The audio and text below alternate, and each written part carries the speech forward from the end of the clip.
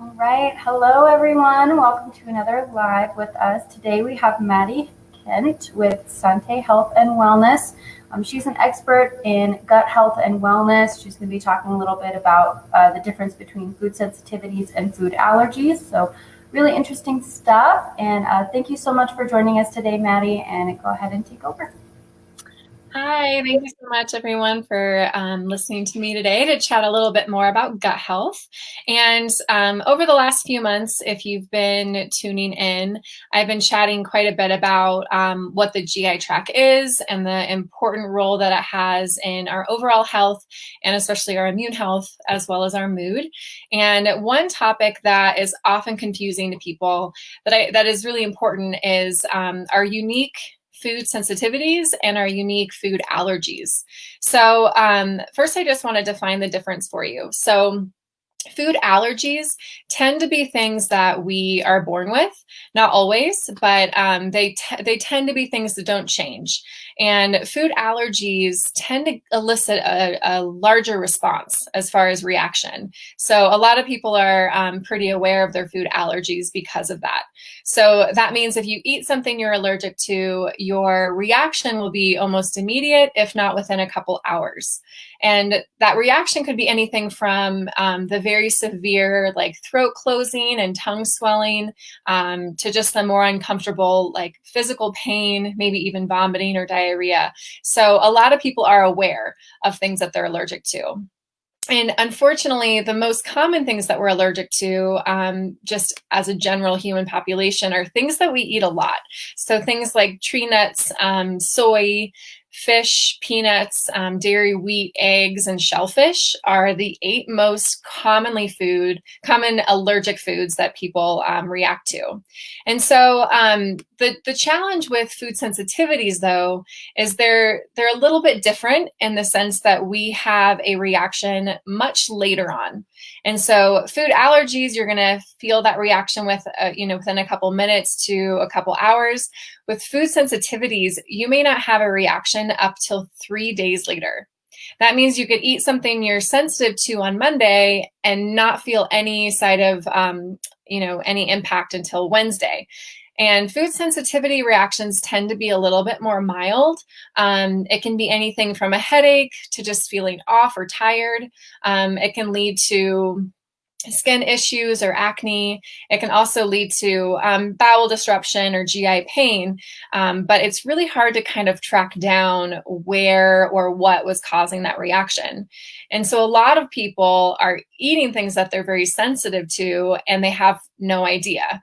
Or maybe they're eating it every single day and they just are always kind of feeling off or their mood changes. And so it's one of those things that I really like to test in my practice, just to give people a really clear idea of what kind of foods their body likes and what kind of foods the body does not like. And so when your body doesn't like a food, what tends to happen beyond the obvious symptoms that I mentioned is that internally your body is getting really inflamed. And that inflammation can cause anything from just feeling sluggish because your body's working harder to feeling kind of, puffy with joint pain. But then also it can cause disruption in the GI barrier. And if anyone's heard of the term leaky gut, I'm going to explain that a little bit better here today. It's kind of a complicated thing to describe, but I'm going to try to keep it pretty simple. And as I've mentioned in previous talks, our gut, it starts in our mouth and it goes all the way to the colon. And that barrier that's protecting kind of that inside of our GI tract to the inside of our body where our bloodstream is a very, very thin barrier. It's only 1 cell thick. And if you can picture that, like my hands are a single cell, they go side by side like a strong barrier. So this is called the mucosal barrier. And what the goal is of having these mucosal cells lining your GI tract is that it keeps your food along the digestive tract and it pulls down very small nutrients to be then distributed in your bloodstream.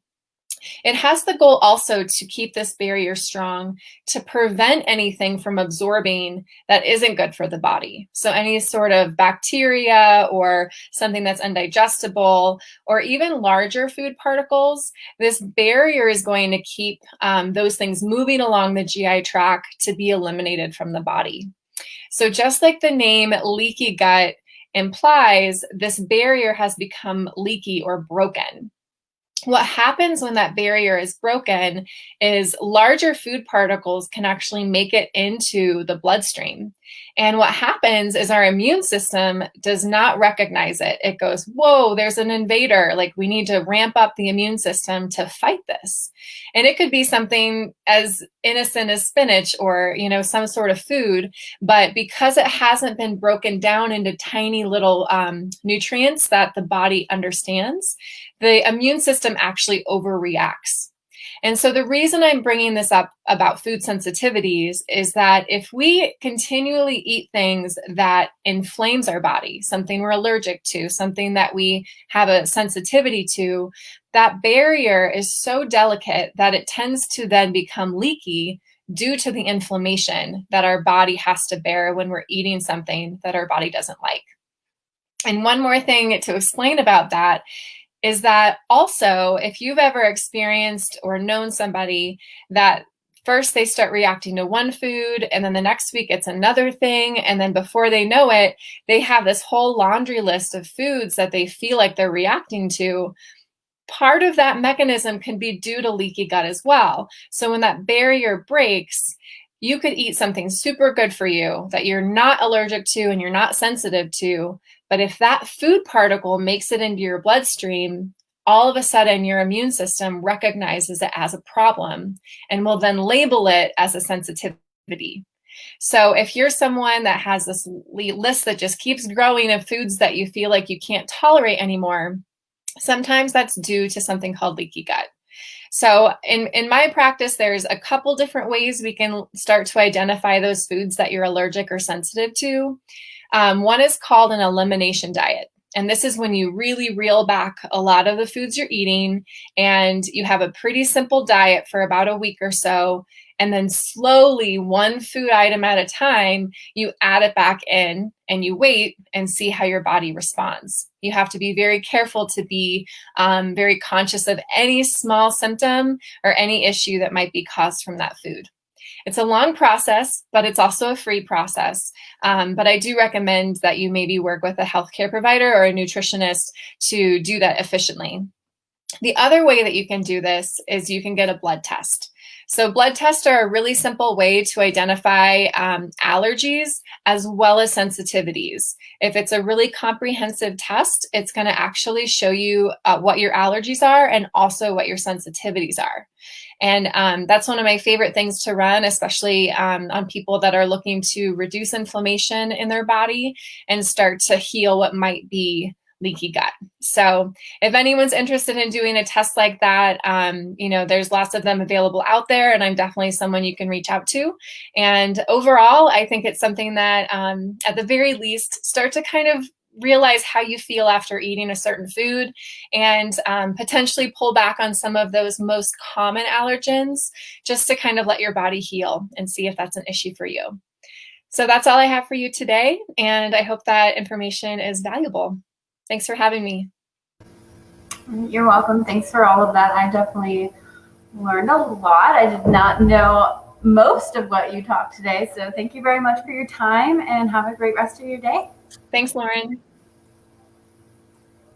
All right. Thanks, guys, for tuning in. And we do record these, so these will be available to refer back to. And thanks for tuning in with us today.